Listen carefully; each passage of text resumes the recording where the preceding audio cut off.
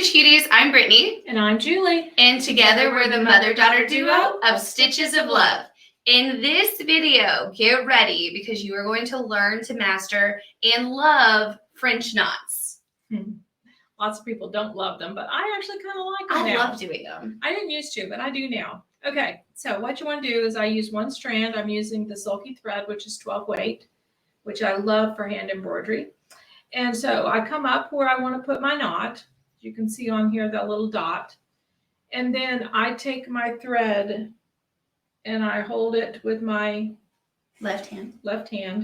My needle is in my right hand, even though I have to tell you I am a left-handed person. And I wrap it But you're still right-handed. 2 times.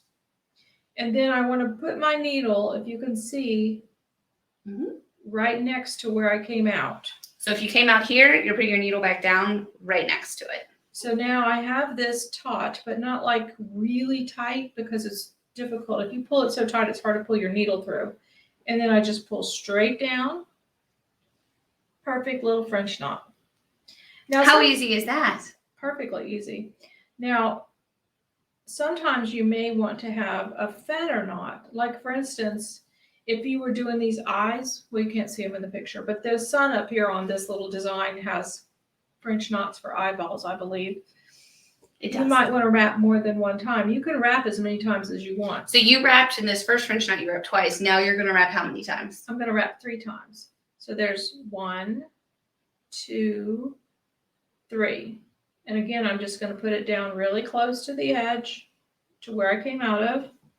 I'm going to pull this down straight through, and I get a nice French knot.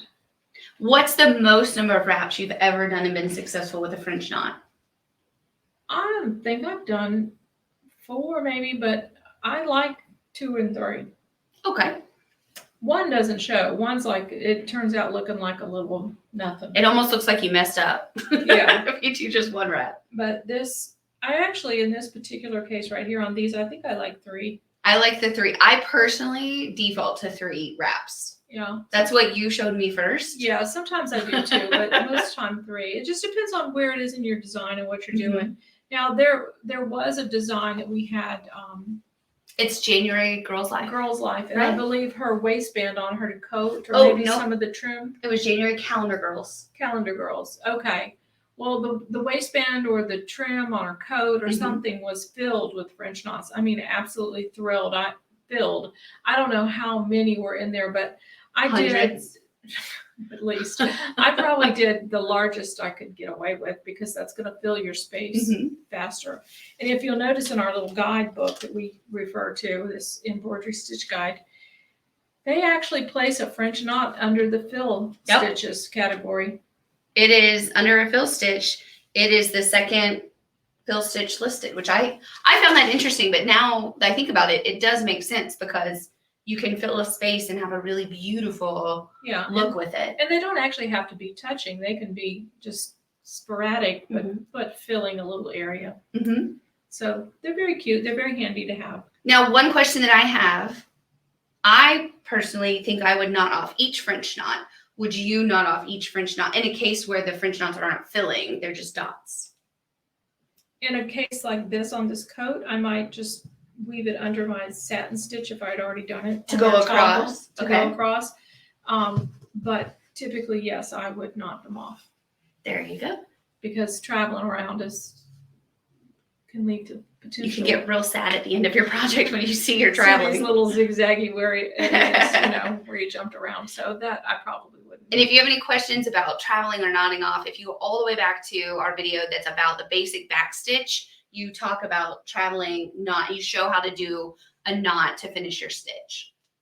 Yes. I mean, it's not that hard to knot it off, really. No. And a French knot, don't be scared of it. It's a lot of fun. It's the easiest knot of them all. I think the key to it, here, I'll show you again. I'll do another one. Do another one. I think the key to it is right here. When you come up, hold your thread over here, do your wrap, and then keep holding. Don't let go of that thread. Yeah, I think the tension right here really makes or breaks. Yeah. This one, I don't think I had it pulled as exactly the same. This one may not look quite as good. I like it. is fine. So, but that's the key is holding that strand of thread Mm-hmm. until you get all the way down through. Agreed. And try. Just go on the corner of your fabric. Just do a few knots. You don't have to draw anything. Just do a few knots and test it out and see how you like it. Yeah, you might learn to love French knots like I do. Exactly. I love them. I used to be terrified of them. Don't be scared of them. They're a breeze and they're really fun to do. So get your needle and thread out. But before you do that, make sure to subscribe to our YouTube channels so you don't miss any other great video tutorials we have coming your way. And in the meantime, Happy stitching.